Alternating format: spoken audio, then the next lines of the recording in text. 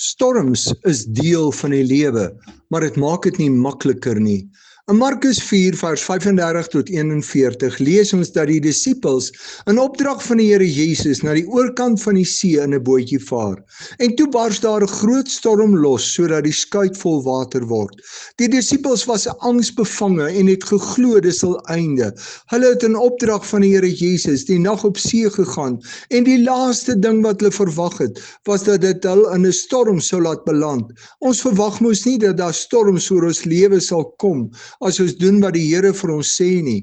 Terwyl hulle in 'n storm is, sê die Here Jesus rustig gelê en slaap. As hulle hom met 'n verwyd wakker maak hy die storm stil en vra dan vir hulle waarom hulle bang is. Het hulle dan nie geloof nie? Die verhaal eindig deur te sê dat hulle met groot ontzag vervul is as Jesus die storm stil maak.